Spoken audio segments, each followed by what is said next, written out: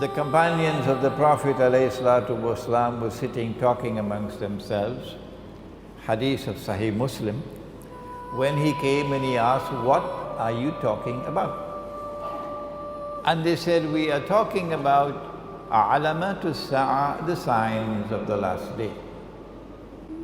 One of the major signs of the last day, and you know that there are 10, the 10 are not given in the order in which they will occur. It's a big English word, the chronological order in which they will occur. Which one comes first, which second, which we don't have that. What are the 10? Number 1, Dajjal. Number 2, Gog and Magog. Number 3, the return of the son of Mary, Nabi Isa alayhi salam. Number 4, Dukhan, smoke. And the Quran says that one day it's going to be plainly visible in the sky. Number 5, Dabbatul Ard, a creature or beast of the land. Which land? Which land? I say the Holy Land, Al-Ardul Muqaddasa. Number 6, that the sun would rise from the west. Number 7, 8 and 9, 3 earthquakes in which the earth will sink down and swallow what it swallows. One in the east, one in the west, and the third one in Arabia. And number 10, that a fire will come out of Yemen. And this is not the fire that you use to cook. It's a symbolic language. And drive people to their place of assembly for judgment. So of these 10, I want to turn to the smoke. A nuclear war would be one in which nuclear powers will use every single nuclear weapon that they possibly can use.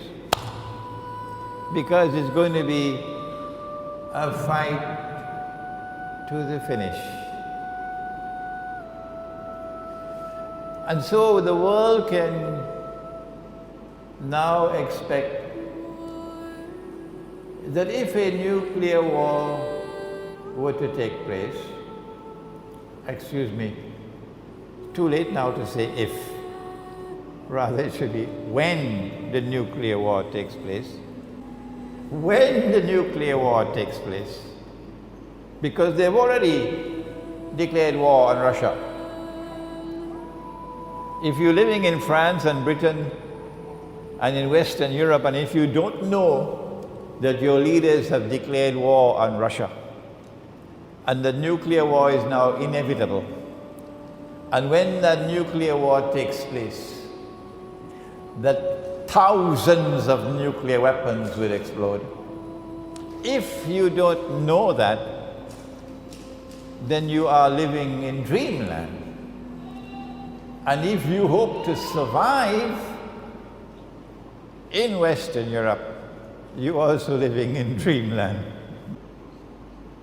When it does take place, then I want to suggest to you tonight that the mushroom clouds which come from nuclear explosions, which will probably blot out sunlight, so that there will be no sunlight in the world. For how long, I don't know.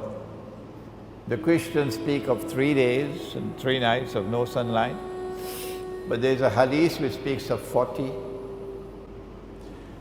I want to suggest to you tonight, for you to think about it, that when the Prophet ﷺ spoke about smoke, Dukhan, as one of the signs of the last day, that he was referring to the mushroom clouds which will come from nuclear war, the Malhama.